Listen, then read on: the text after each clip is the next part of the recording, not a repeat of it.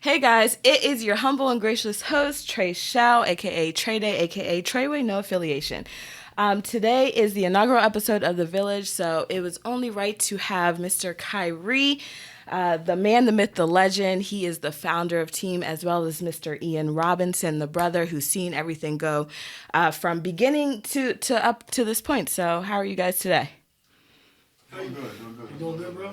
I'm feeling great. I'm feeling amazing. It's the first time we coming into the studio. I'm just excited for the opportunity and being able to have this opportunity with my brother and share it with Miss Trachelle. Absolutely. I call her Miss Trachelle. She calls herself Treyway. So You heard me. Thank you, guys. Thank you very much. What's up with you, Mr. Ian? Oh, doing well today. I'm glad that you guys had me in here so I can give my opinions on how I've seen the progression, how my progression has been going, Right. and what I'm actually getting out of this. You're going to give it to us like the cut, raw, everything that you've seen, right? I'm gonna give it to you the way I see it. I love to see it. You sound pretty articulate right now. Ooh, spice already. I love it. All It right. sounds pretty raw to me. It sounds like that strap on. I ain't want to say nothing. Whoa. But regardless, before that, Mr. Kyrie, just to get started, tell us about yourself first.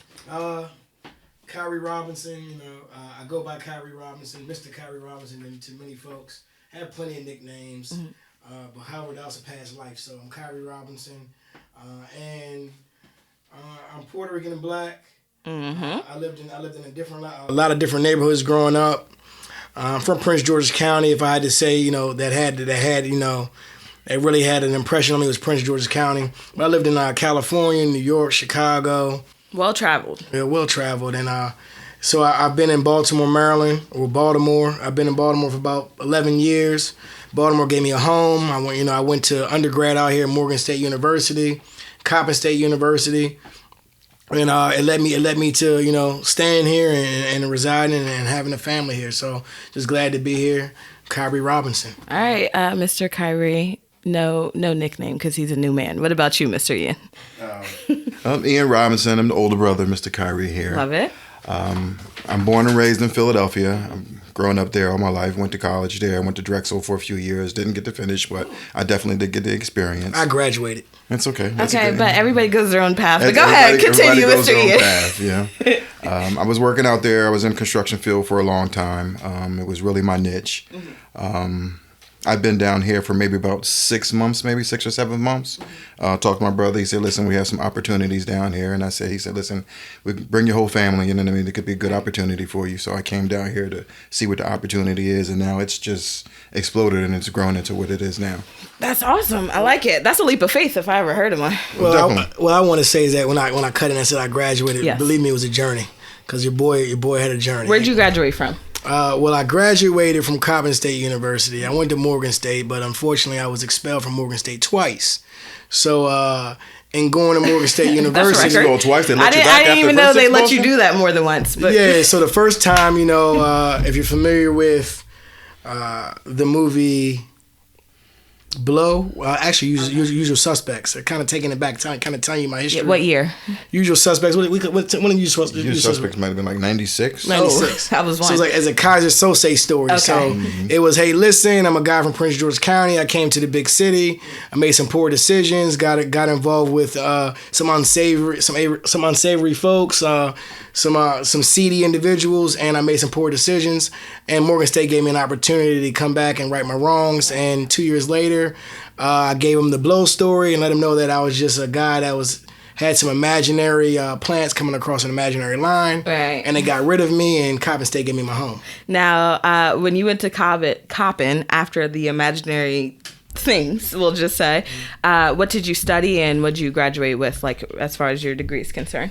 Okay. So I went to Coppin State University. I studied in management science, which was how to come into an organization, tear an organization down, for lack of better words, build it back up, implement some sustainable programs, and work to kind of improve the quality and culture of the business.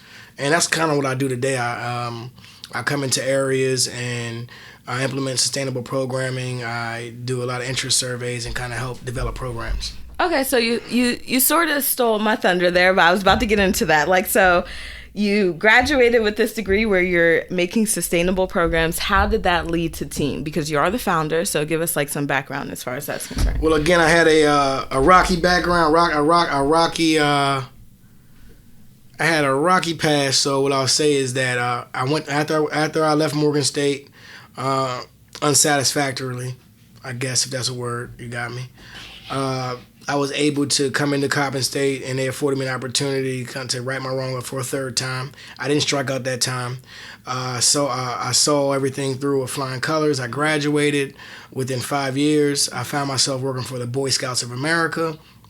Prior to that history, I've always worked in human services. Right. So I worked with the Boys and Girls Club, Maryland National Capital Park and Planning, the Boy Scouts of America, day camps. My father had a youth organization growing up. I have foster brothers, and so the list goes on. So human service and giving myself away to people and kind of helping improve everyone's quality of life is what my passion is, and it comes to me naturally. So I set out to be able to demonstrate that. Once me and the Boy Scouts kind of separated, kind of demonstrate that on my own, and Team came to fruition.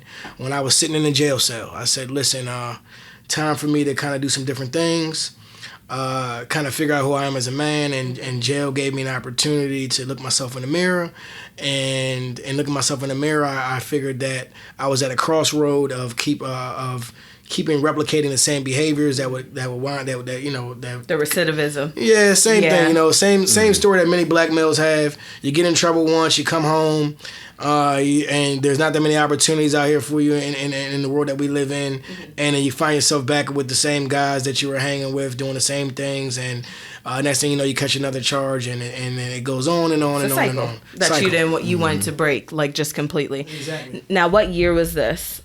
It was 2009. So 2009, I had an opportunity to have a vacation, as we call them. Sit down. Yeah, call them a vacation. Okay, yeah. So time to think. Right. So I had an 18-month vacation. Didn't end up being the whole 18 months, but I had an 18-month vacation.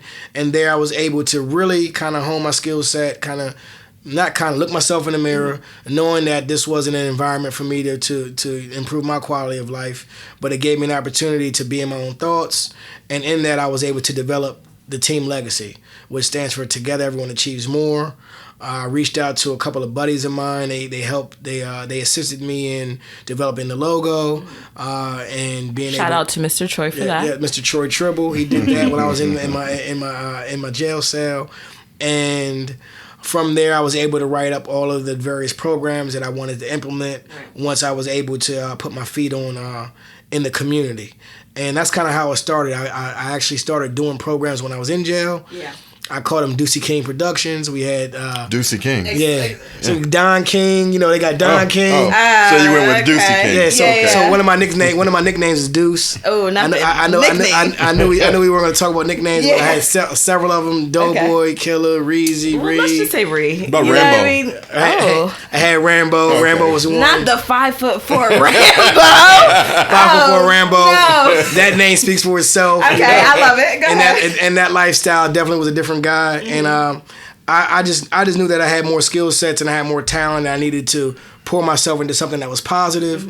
And if I did that, I knew that it would take a lot longer to be successful, but it wouldn't be something that the big bad wolf could blow down. Right. So usually the big bad wolf blows down anything you get fast. Yes. Anything that you acquire fast goes just as fast. So I didn't want to repeat that cycle with things going fast. I'm grabbing everything. It's all glitz and glam, but it's a straw house. The big bad wolf comes and blows it down. Fast money, not good money. And I'm left with. It definitely comes and blows it down. Yeah, I'm left with nothing. I'm back in the same spot where I started. So instead of doing a 360, because a 360 puts you back in the same spot. I wish everybody would get that. I did a 180. Yeah, I love that. I did the about face. Yes. I said I'm gonna do the about face. I see you. I'm gonna do the about face. I said, God, if you give me an opportunity to go out here into a community in which I took advantage of, I know that I will put forth every effort to make a positive change in someone else's life.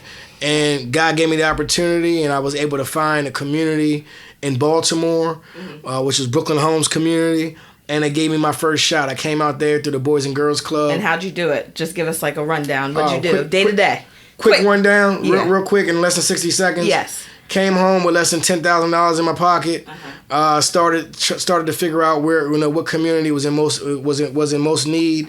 I didn't have a vehicle, so I purchased a vehicle with that money, and then I invested in. This when Barack Obama was coming into inauguration, so I went and got some Barack Obama magnets. They cost me like 30 cents, and I sold each Barack Obama magnet 3 for $5. Made another $10,000. You used the fast money technique for the long term goal. Yeah, I love that. And so I figured that during the inauguration, it was going to be millions of people out there in support, not in support of Barack Obama. It didn't really matter to me. I went and got some magnets with the fist bump of him and Michelle Obama. It was positive though. It was definitely positive. It was definitely positive. I had some other characters during the time within that second week call me and asked me if I wanted to kind of participate in some of the old behaviors and unsavory activities that I was used to. I bowed out gracefully, and in that I never looked back.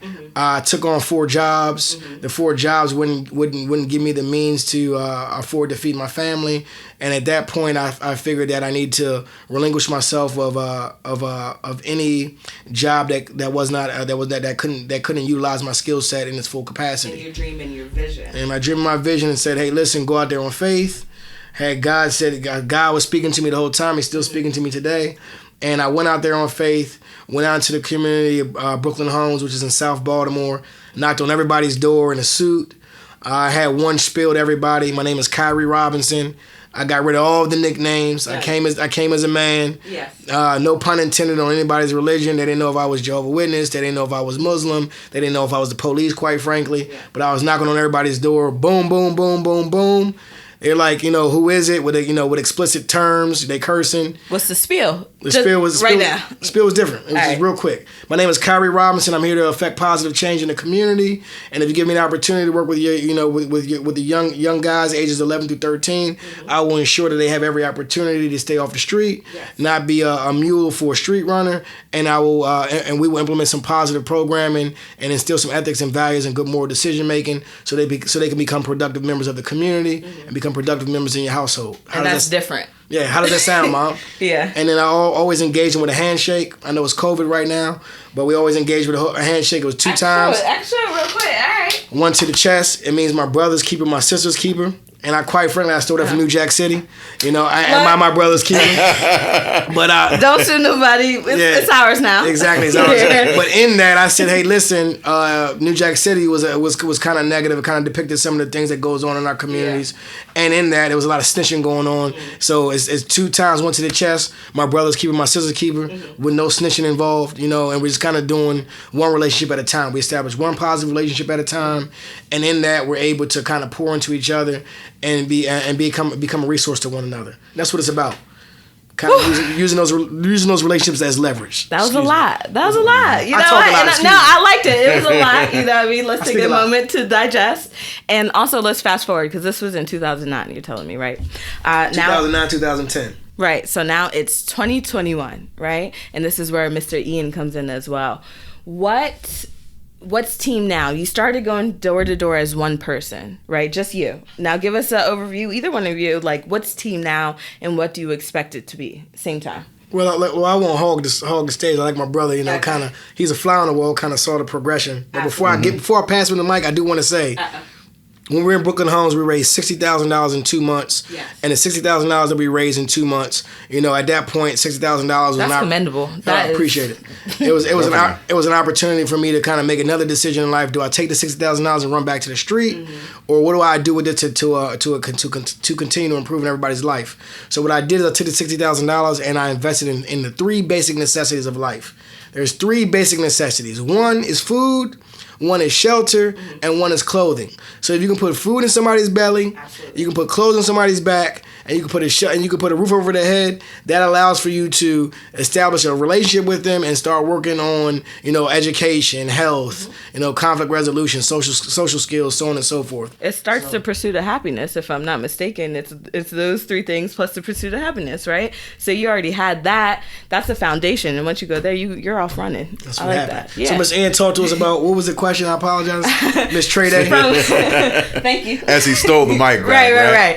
Right. So that was 2009. It's 2021, about to be 2022. So we've made a long journey, right? So as a fly on the wall, what have you seen team go through as to where we are now and where you see us going, essentially?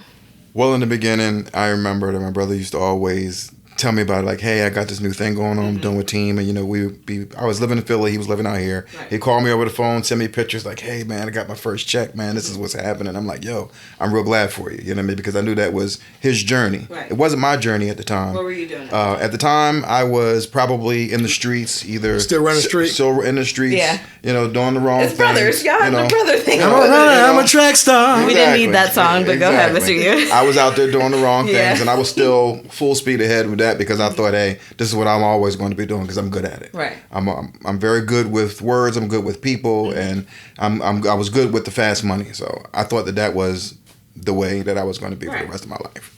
So, he would send me different things like, hey, this is what I'm doing, this is what I'm doing. And I'm like, hey, man, every now and again he'd call me like, yo, you think I should do this back in the streets? And I'm like, no, that's not the road. Right. You found a good road, you found a good lane, stay in it. You know what I mean? It's positive. Out here, what I'm doing, you know what it leads to. I've been there, we've both been there. And sooner or later, I'm going to go back or you're going to go back. Mm-hmm. So, even though growing up, we grew up in different households, same father, different mother. Mm-hmm. But the thing with people never really instilled in me to help others or do other things because that's not what I was surrounded by. I was surrounded by kind of fend for yourself. Mm-hmm. My mother's side of the family they're really introverts. It's not like a tight-knit situation. It's a tight-knit family, but they're all, I got family members that still live in the same house that they grew up in. Oh, okay. So no one really kind of ventured out there to do different things and really experience life as they did on my father's side. And I come to my father's side, and everyone's kind of like, oh, we've been here, we've been there, we're doing this, we're doing that. Things. Yeah, so I kind of adapted both sides of that. Mm-hmm. And the fast money side came from my dad's side of the family. We were always making it work. We were always moving and shaking. Right. When I come down, visit my brother, I'm like, hey, look, this is what I'm doing this, I'm doing that. He'd come down, visit me, he's like, oh man, you doing this, you doing that. So I was in school, I thought school was, that was just the next step. Mm-hmm. Get out of high school, I'm going to college. Mm-hmm. You know what I mean? I was always interested in construction. So I took commerce and engineering. I thought that was the answer because it was a little bit of a mix of both. Mm-hmm. Commerce and engineering is basically the business side of engineering and construction. So, hey, I can go in here and say, hey, this is what needs to be done. You guys build it up. Here's the business aspect. Here's the money aspect. Okay, I'm going to step back. Well, school wasn't like that for me. So school wasn't the next logical step for me because I thought I was going to be a chef. Okay. So when I was in high school, I owned a restaurant. I worked there since 7th grade. 12th grade, we ended up buying a guy out. I had 3 employees, had 2 cars. You would have thought I was running the street, but I wasn't. Augie Doggies? Augie's Doggies. We changed it to Robinson. Talk about it. Yeah, we changed it to Robinson Cafe. Love to hear it. Yeah, so we would cheesesteaks. Well, just to let you know, yeah. I'm from Philly, so that's where the cheesesteaks. That's where cheesesteaks are born. But I did come down here and taste one of those cheesesteaks, and I was like, "Hey, he had it. This is a good cheesesteak." Oh, these are cheesesteaks. So I thought I was gonna be a chef, but the mall was declining, so the volume in the mall. Where was this? This was in Bowie, Maryland. Okay. So it was in Marketplace actually. So the volume started to decline. So it was like, hey, listen, the chef road doesn't seem like it's gonna really pan out, and now I need to take the money that I have. I actually got an opportunity to go to school for free. So I went to Morgan State for free on a diversity grant. I used my Puerto Rican side. So I got to do it sometimes. You know what I mean? So I went to school for free. Yeah. So I was a minority at an all black institution. Mm-hmm. And then my whole thing of going to school was, I'm not gonna lie, was for the girls and was to make fast money. I saw an opportunity to have a lot of people from all walks of life, right. And I knew that our dad's background, they grew up in an orphanage pretty much, mm-hmm. And he exposed us to a lot of things growing up, where he kind of taught us things that traditional fathers don't teach their children. Okay. So for that reason, I was able to utilize some of those skill sets that I learned. And I said, hey, listen, I'm going to blow up in college. I can take everything that I learned, mm-hmm. go to school, and I have, thousands of people that actually buy my products. You technically had a villain origin story that got, it was in reverse. Because you should have went the wrong way, but I like the way you switched it around. Because you had the origin story to be a villain. And maybe, there were some missteps, but you got on the right path. Yeah, you too. Exactly. I did the same thing. Yeah. I was surrounded by 3 colleges. Right. So I'm just like, hey, I have access to all 3 of these colleges. Right. I said, listen, that's just more customers at this point in my life. That's what I thought it was going to be. So let's get past the I don't want to say, let's skip past the shady parts. Okay. So you're in college, right? You were going there, commerce, to get the other side thing, construction. And then after that, while this is going on for you, you're seeing the fruition of his dream, what's going on. And so what made you... Bring it back in, Miss Trey Day. Bring it back in. You know what I'm saying? The hostess with the mostest. What made you decide... This is 6 months ago. I'm sorry, I skipped past like a whole bunch of stuff. No problem. What made you say... He calls you, say, "Hey, bro, is that what happens? What's going on?" What was going on at the time is this building right here. He was redoing this whole building. And we've been through 2 buildings. Yeah, we were outgrown, I'd say. We've been in 4 buildings. Yeah, outgrown 4 buildings. So go ahead. So he was doing this building down here, and he was telling me he knew that I had a construction business that was growing very well in Philly. Booming. So he called me. He said, "Listen, hey man, I got a few different things going up here. Maybe I could use your advice on what's going on here." So I said, "Okay, no problem. Well, what do you have going on?" He would video me, show me flooring, walls, and stuff like that. And and it seemed like it was going in different directions. Like they were doing another part of the construction part where it should have been doing the walls before they were doing floors. They didn't know what they was doing. And so I was just like, Well, no, I didn't know what I was doing. So they were jerking you around. I didn't want to get work, so I had to call somebody. So that's one thing. That's one thing I don't have no problem doing. If I don't know something, I'm going to find somebody that's an expert in that, and we're going to partner. Here's what I'll say though before we get started: a jack of all trades is a master of none, but it's better than being a master of one. That's the full phrase. That's what I'm saying. So you might not know everything, but at least you don't only know one thing. So you did what you were supposed to do, get to the next person, and they know more things too. But go ahead. So as long as the journey and just knowing that we can't do that, you can only do so much by yourself. So it's like showing 5 fingers, right, and only pointing one and only poking somebody in the chest. You got those 5 fingers, you can ball them up into a fist. You can kind of can make some noise with that, and that's like the concept of team. Each one of us is coming together with our own skill sets, bringing them all together and underneath one umbrella. And we're using that as leverage to open doors for each other, whether that's in education, whether that's in vocation, whether that's recreational, whether that's addressing our mental health, our physical wellness. It's a culmination of different skill sets and attributes and personalities, all in one room, all underneath one umbrella, willing to come together for a common purpose, and that's to improve all of our quality of life.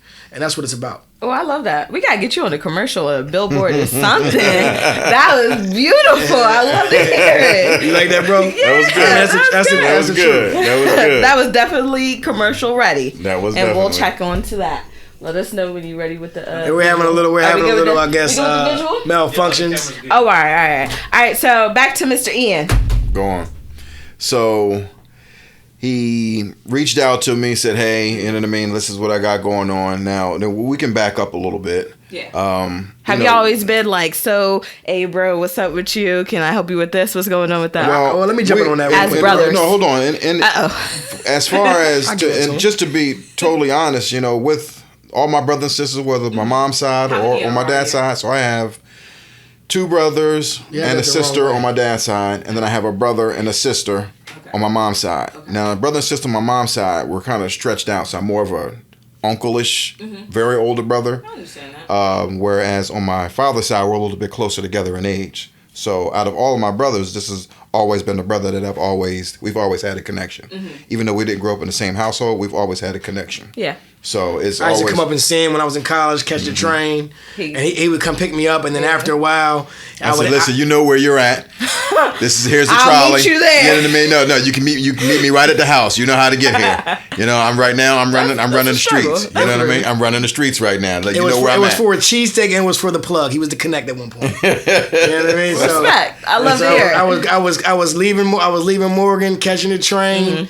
And I got on the train for free. That's another story, Always had one up my sleeve, right? Allegedly, got on the train for free. Several times allegedly. Allegedly. Right? So with that in mind, I come up there and he would have some products for me to come back to Morgan to sell, and allegedly, and then we would come in. I would eat a cheesesteak. We might hit a little festive opportunity, and then I'd get back on down the road. And then that was like really cementing our relationship early on when I was like 18 and he's like a few years older than me. How many years older than me? 5 years older than you. Okay. Right, so I'm That's 18. Not a terrible mix. I'm 18. He's 23. He's kind of giving me some game that he has, and I'm soaking it in. I'm going back to college, Morgan State. I thought I was from Philly at the point. I had the Guessies on and the Chuckers and all that good stuff. Moschino, Versace, and all that. Exactly. Came from Prince George County. Where they was wearing the EBs and so you went to Morgan talking about y'all don't know nothing about y'all that. know nothing about these Jones. Young boy, all those young boys. Okay, so exactly. So yeah, go ahead. So we fast forward to we had a disagreement. Okay. So we didn't talk to each other for a good. Can I ask what the disagreement is? It was over team. Over team? It was over team. Not team. Can I get some more details or no? I gave my spiel. Just real quick. Not two sides. Just to the gist. Just quick to the chase. We talked about him coming on board several times, and for whatever reason, it wasn't happening. Mm-hmm. At the speed that I would like it to happen at, and it wasn't happening on his end too. I guess in a timely manner. And for that, we kind of had some exchange of words, and those exchange of words kind of got a little sensitive. I guess sensitive is the right word. It kind of got like poking. You know how you got out of hand. You got out of hand. Y'all brothers. The soft spots. Yeah, some soft spots. So we hit some soft spots, and in those soft spots, we didn't speak to each other for maybe over 2 years. Mm-hmm. That's heavy. But you got back together. So what was the rekindling? What happened for that? It was a lot of other individuals kind of putting us in the same place, and always Uncle Bill was one of them. Yes. He said, "Yo, come on down." I'm like, "Yo, what you trying to do? What's going on today?" Yeah, we're gonna cross paths, man. Listen. And I'm super condescending, so I'm on my Dr. Phil. Long live the journey, peace be unto you. Yes, there's no shade here. Yes, but it was shade there. That's also shade, just in case you don't know. I do, and especially when you're doing it to your brother, that shade. And he knows it's shade. He knows that you know that it's shade. It's shade. And then so instead of it actually being shade, because everything I was saying was in a positive light, he would say kick rocks and stuff like that, becoming a little emotional. So this seems like a little brother, brother thing. So in that it was it was very jovial for me because I realized early on that in order to control in order to control someone else's emotions, you have to be able to control your own emotions. Absolutely. So at that point, I was very succinct with myself. I was very intimate. I knew who I was as a man because, again, Joe gave me an opportunity to really, really digest my qualities and my characteristic traits. And there I was able to hone my skill set into saying, hey, listen, I need to be even keeled. I need to be very balanced, and I can't allow for me to make the same mistake. And what will prevent me from doing that is controlling my emotions, controlling my behaviors, and being able to become a thinker and not be so quick to kind of jump out there and just lash out because words start wars, starts fights, words kill people. It's not guns. You got me? Mm-hmm. So you have to be very conscious of the words that you use, and I'm very conscious of that. Okay. So in that, I ensured that every time I had an exchange with my brother that I used the right words. So you read the book, the 13 Laws of Power? 48 Laws of Power. I'm sorry. Robert Greene. It's by Robert Greene. Oh, my bad. I'm thinking something else. It's a great book. But you read that. I can see how you do it. But of course, he reads all of those kind of books. He was on vacation. That's a vacation book something. For sure. Yes, he's always listening to something, trying to pass on to your brother. You need to really check this out. And I'm like, look,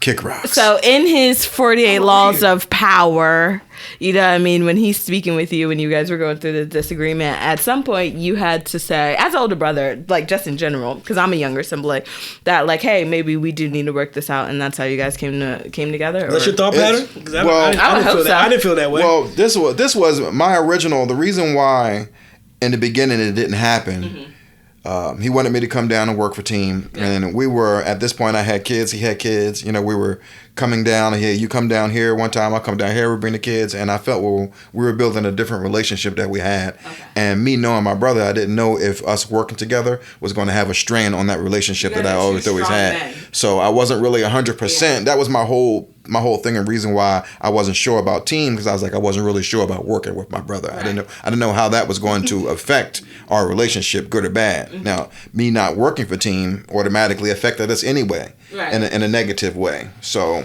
at that point, I should have just came anyway, because it obviously tore us apart at that time, and at least it could have tore us apart and I'd still been down here and we might have been able to mend it a little faster than what we did. And I felt slighted because he wasn't willing to work together with me, but he was willing to work for my Uncle Bill. So it was like, hey, listen, you're willing to work for someone else in the family, but when it comes to your younger brother, it's not an opportunity because of whatever the variables were. Maybe my personality, growing pain, but definitely was growth, because early on, when we started team, we were building an airplane while we were flying it. There was a lot of wrinkles that we had to iron out, to say the least. Absolutely. And it was a lot of personalities that we had to check. So over time allowed for us to kind of again reevaluate who we want to be as men and who we want to be as brothers and who we want to be as family.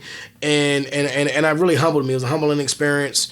It actually taught me a lot going through that interaction. Mm-hmm. It taught me that although the words I'm using are not explicit, meaning I'm not cursing, they're not derogatory, they can still be divisive. It's not what you say, it's how you say it. And that's just across the board for a lot of people. So I realized that, my where I'm at right now in life is that I'm very transparent.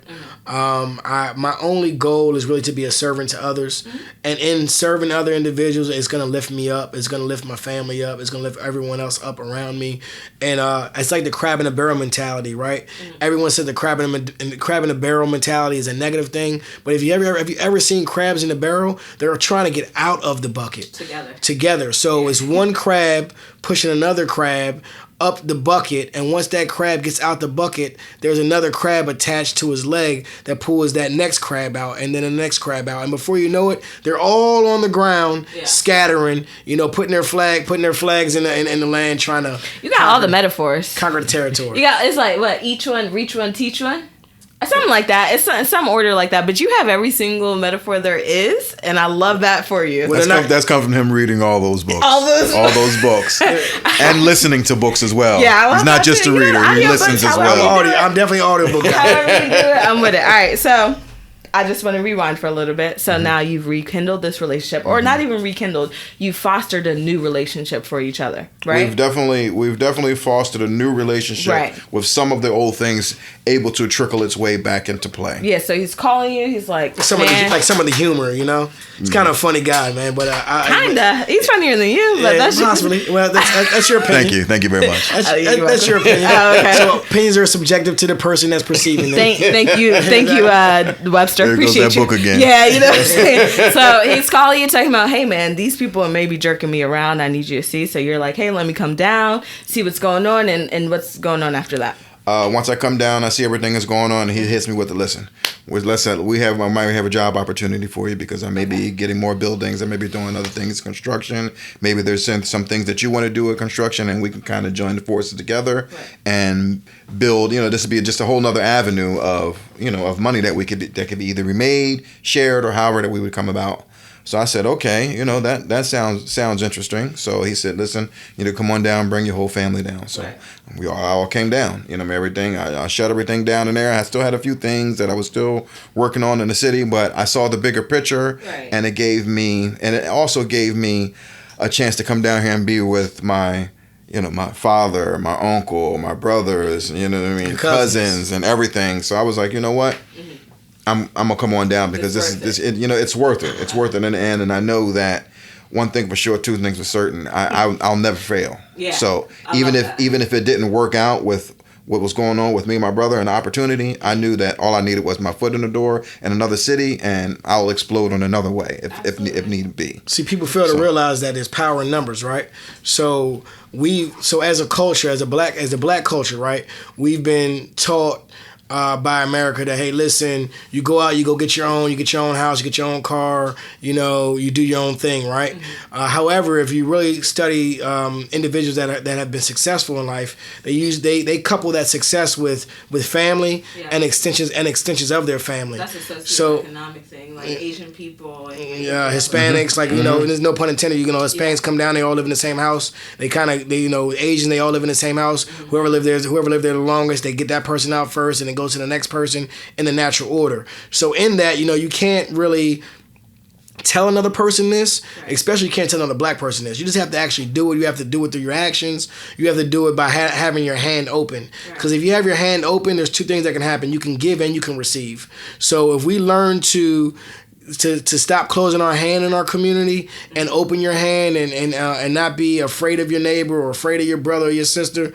we can have a lot more collectively together as a whole. And that's what we attempted to do and what we are attempting to currently do underneath the team umbrella. Because it's not just our family. There's extensions of our family that work underneath the team umbrella. And there's several families, there's several tribes of families that work underneath the team umbrella. And there's several families that receive services underneath the team umbrella.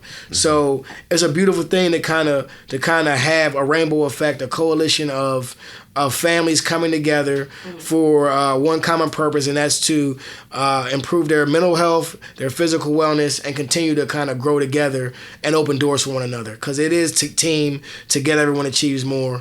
And it might have started with me because there is an M and E in team, but it's definitely a together thing. It has to start with one person, and that one person has to replicate themselves in another person. Absolutely. So once I find a Miss Trachelle or Mr. Marseille or Mr. N, it's now their job to go out there and replicate themselves in another individual. And before you know it, that's when we have the village. Hence is the reason why we Say it again. why we dub this the village. Oh, I love to hear it. You see, the name worked out after a while. All right, but I feel like we're doing ourselves a disservice, really, if we don't talk about what team is right now at this time. So whoever wants to take that, take the floor. I can tell you right now. I tell you right now what team Yes. what team means to me.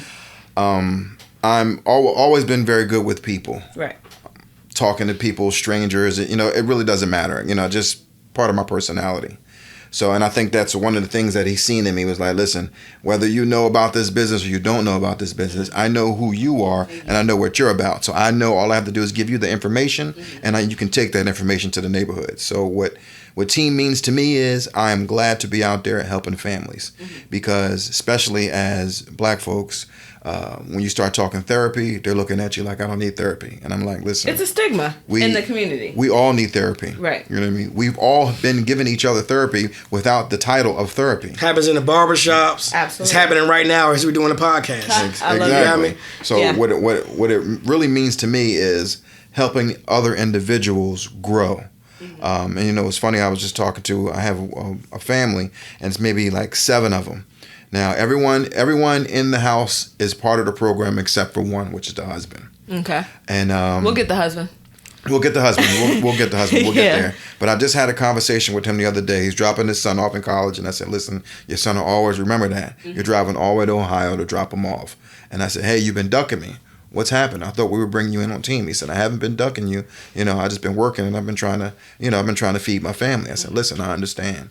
I said, listen. He said, but what I do like, he's like, I see the difference in my kids, and I see the difference in my wife. And I said, listen, it's the little things that carry the strongest weight. Absolutely. I said, so I told him, listen, I really appreciate you letting me, spend time with your family. They're beautiful. I really appreciate it. And, he texts me back, 100, because I guess that's, that 100. and it wasn't really about, buck. It's I feel you, I got you, because that's my favorite phrase. I got you. I understand. So we're on the same page. Even though it's hard trying to bring him on. Yeah. At the end of the day, once he said that to me, and I was talking to him, I said, you know what, I'm doing what I need to be doing with this family, and I'm proud. It made me feel proud. And he understood the value of what we were trying to accomplish. Absolutely. So kind of like to put what he's describing. The experience versus the technical. Yeah, so his experience was the technical. What we do right now is we're actually in several different locations across Maryland. Give us a location. We're in Prince George's County in Largo on Technology Way. We're in Hagerstown as well. We're also and that's 101 East Franklin Street. We're also in Baltimore, Maryland, which is actually now in Baltimore County, 1715 Gwen Oak Avenue, and soon to be in Pasadena. We're also also in Wilmington, Delaware. That's 7825 Freetown Road. Write those down, guys. Write them down. Yeah. And now we're also in Wilmington, Delaware. So what we do is we have licensed programs through the state of Maryland. We have an outpatient mental health clinic. We have a PRP program. We have explain PRP. I didn't mean PRP program is just simply a behavior modification program. It's where we have what we dub as rehab coordinators that work with that collaborate with licensed clinicians, which are therapists, social workers, professional counselors. They collaborate with these licensed individuals to move someone's life forward through short-term goals. Yeah. So as a rehab coordinator, what someone would do, as Mr. N is my brother speaking about, he's going into a community, he's saying, hey, listen, we all need therapy. So now you're speaking to a therapist. Now when you're speaking to that therapist, we want to identify goals that will improve your quality of life. And I'm going to be your rehab coordinator to help assist you in reaching those goals. Personally. Personally. And those goals range from vocation, recreation, medication management, mobility, leisure activities, social skills, depression, anger management, conflict resolution. so it definitely comes from several different domains, and in that we're able to really assist an individual as a wraparound support to the active therapy that they have in place. So we have the outpatient mental health clinic. We have the PRP program. We also have an SUD program, which is a substance abuse program, and that's to work with individuals that suffer from substance abuse issues. Right. Specifically opioids, but it could be alcohol, it could be marijuana, it could be weed, it could be anything, right? So in that, we're looking to venture out and service other states. We're prospecting Ohio, Pennsylvania, Virginia, and it's our goal to replicate the team brand in several different states across the United States. Right. So then that way, our goal is very simple: is to go into these communities, into these I guess you can call them hoods, projects, underserved communities, and we want to find individuals that have a vested interest in their community, right, and improving their conditions and and the climate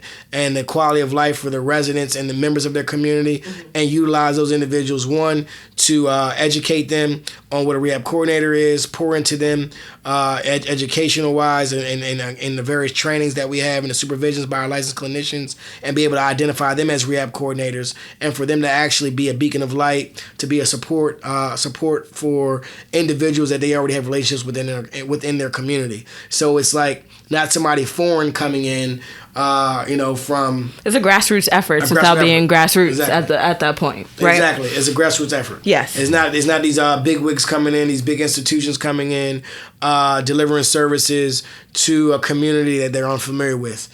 Oftentimes we see, policing, for example. Policing will come into a community, a hood, a project, a low-income neighborhood, and they may not be reflective of the community that they're servicing. So it's a direct disconnect. So what we've attempted to do is to remove the disconnect and say, hey, listen, I talk the same language you speak. I've been through some similar situations.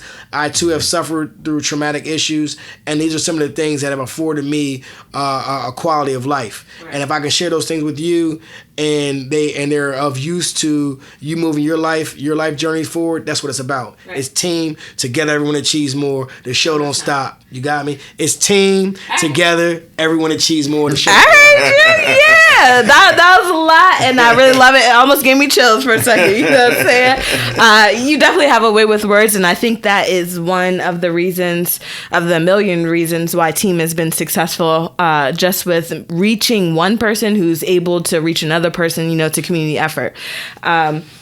So with that, tell us right now where you see team. Do you have short-term and long-term goals? Can I ask you that? That may be... Sure. Is it short-term for myself or for Mr. N or for the organization? Both. Okay. That's interesting. Both. Give me both. All right. So I guess short-term goal is to be able to get through the rest of this quarter. We're going through COVID. COVID has been up and down fiasco scenario. It's been it's been traumatic for a lot of our families. financially, as well as, just everyone knows what COVID is. So There's been a learning curve for everybody in general. Right. So I don't really speak about that. So getting through the rest of this year, and knowing that the holidays are approaching, and when the holidays are approaching, it's going to get cold outside. Thanksgiving's coming. The various holidays that everybody fellowships with. We want to make sure people have coats on their back, food in their bellies, roof over their head, and and being able to kind of spread that cheer and spread that love. So being and keeping our core strong with instilling ethics and values and good decision making for all of us. So COVID don't stop nothing with team, is what you're saying. Yeah, exactly. COVID don't stop nothing with team. That's what I heard. Exactly, you heard me? So that's the beginning. So that's the short term. Right. The long term vision again is to be able to replicate this service in locations all across the United States with the support of those individuals that have a vested interest in seeing positive change, not only in themselves and in other folks. Keeping a hand open so you can give and receive, and knowing that long live the journey is the purpose. We have to give ourselves an opportunity to have longevity in this world, and we can only do that together. Because it's hard out here. Big brother, that's hard to follow. What you got for me? Mine is quite simple. Okay. My short-term goal right here is to learn as much as I possibly can learn, so that I can now give that same love and give that same energy to the families out here. You done a lot in 6 months, though. I just want to commend you on that one. You showed a lot of compassion. Yeah, you're came a long way. So you're definitely doing it. I'm definitely trying to learn as much as I possibly can in the short term. In my long term, I'm trying to grow the area that I'm in. Right. What area? I'm in Anne Arundel County. I'm in Freetown. What's the address? 7824 Freetown Road. Yeah. All right. So I'm really trying to grow that area so that I could now employ others to come in, replicate myself and them, show them what I'm doing, so that now we can just expand. That's my long-term goal right now, to expand Anne Arundel County. Oh, you guys gave me a lot to work with today. I really appreciate you guys for coming, for sitting and talking with me. Do you guys have parting words? Anything you'd like to say? You want to shout yourself out? Anything like that? I really have no shout out. I'm really just trying to grow. So, I want to be able to speak the game as my brother does. Yeah, so I need to, I have a lot to learn, but I'm always willing to learn, and I really appreciate the position that he's put me in. Absolutely, Mr. Kyrie. Well, I want to first say that, you put yourself in a position by showing up every day and being an open book and willing to, lend yourself to other individuals, and that's where it starts. That's brotherly love. I love it. We have to realize that, like, all jokes aside, at the end of the day, it does nothing for me to be the only person that sits around the table that can pick up a check. So we all have to be able to pick up the check. We all got to be able to pull our own weight. We all got to kind of, we all got to fill up the bucket of water to put out the fires in our community. So I look at team as like a long line of individuals that have a vested interest in just changing their life, changing their lives for the better. And instead of me filling my bucket and running to the fire, and Mr. N and Miss Trade and Mr. Marseille fill up their bucket and running to the fire, it's easier to fill up the bucket, pass it down the line, and together, we'll achieve more. So my parting words and my shout outs to everybody out in the world, in the social media world, everyone that's listening to that podcast. I implore you to be the change that you want to see. It starts with you. And if you are able to change your perspective, let go some of the traumatic things that happen to you, forgive individuals that may have hurt you or wronged you, and know that everyone's not perfect, and give an opportunity for change, man, that's the best thing I think we can do for ourselves. We got faith without works is not dead. Say faith without works is dead. So you got to put that work in. So we can't have just the faith. You have to every day roll your sleeves up and put forth the effort. And that effort hopefully will amass into a movement, a joint effort for everyone that for the have-nots, So that's what it is. Wow. All right, guys, that's been the inaugural episode of The Village. You can catch us every other week on all the platforms. You can follow us at team_for_all. You can get us on Facebook at Team for All Baltimore, Team for All Hagerstown, and any other thing we will put in the video below. I'm just going to leave you with this real quick. It says, you don't have to control your thoughts. You just have to stop letting them control you. Stay outstanding, family. All right. Back. Is that a good one? Yeah. She did so much. Yeah. Y'all saw me.